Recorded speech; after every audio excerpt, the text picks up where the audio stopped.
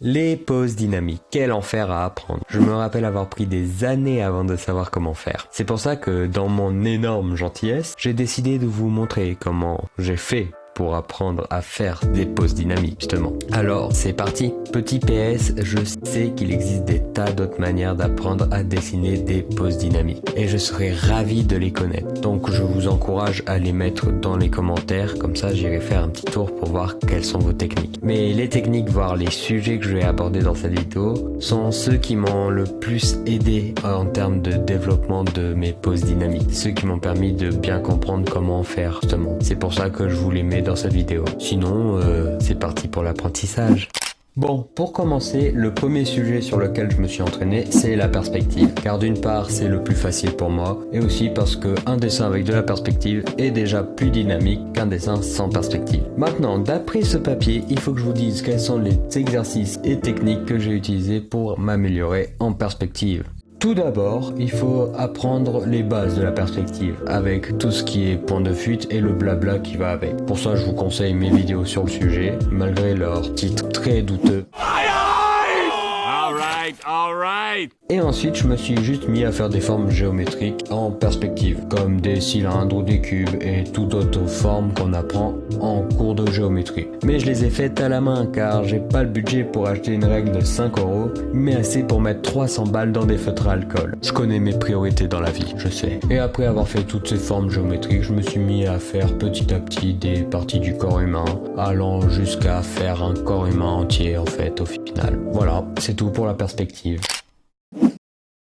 Alors celle-là c'est une petite nouvelle, mais elle est l'une des plus obligatoires, car sans elle je ne peux pas comprendre le dynamisme du corps humain. Son principe est très simple, vous prenez une référence avec un être humain dedans, et vous la dessinez, mais pas de manière réaliste ou dans votre style, non, vous la dessinez en prenant en compte que le dynamisme de la pose. Et pour vous forcer à prendre que le dynamisme, car sans même vous rendre compte vous allez rajouter des détails inutiles, il faudra vous mettre un temps limite, allant de 3 minutes max jusqu'à 10 secondes minimum, parce qu'il faudra quand même voir la référence. Et pour ça il existe un site qui fait presque tout à votre place, il dessine juste pas à votre place. C'est logique. Ce site s'appelle Quick Pose, je l'utilise régulièrement pour m'entraîner. J'ai mis son lien dans la description si vous voulez aller le voir, voire même l'essayer.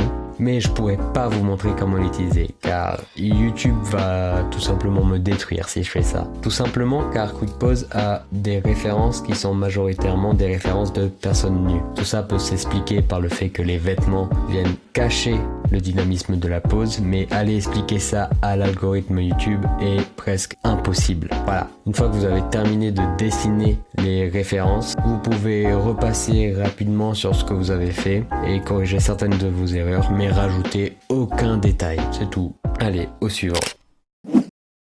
Pour celui-là, je vais faire vite car d'une part, je pense avoir appris l'anatomie de la pire des façons possibles et aussi car j'ai plusieurs vidéos qui parlent déjà de ce sujet, dont celle qui est dans la description si vous voulez aller un peu plus loin. Mais sinon, il suffit juste de connaître les différents volumes des parties du corps humain et les retransmettre en forme géométrique. Globalement, il s'agit juste de cylindres, rectangles et ronds. Voilà, c'est tout. On passe à la suite? Ouais, on passe à la suite. Et oui, les références peuvent être utilisées pour apprendre des poses dynamiques, car en les dessinant, vous finissez par comprendre ce qui rend ces références dynamiques, justement. Et aussi, ça vous permet d'améliorer les 3 sujets mentionnés plus tôt. Si ce n'est pas merveilleux, franchement, alors n'ayez pas peur d'utiliser des références pour vos dessins, ça les rend encore plus beaux, si vous ne faites pas un vulgaire copier-coller, bien sûr. Bon, voilà, la vidéo est finie, j'espère que vous l'avez appréciée. Si c'est le cas, n'hésitez pas à vous abonner et à liker, bien sûr. Et moi, je vous dis bye pour une future vidéo. Et surtout, n'oubliez pas de sourire, tout comme de dessiner. Bye!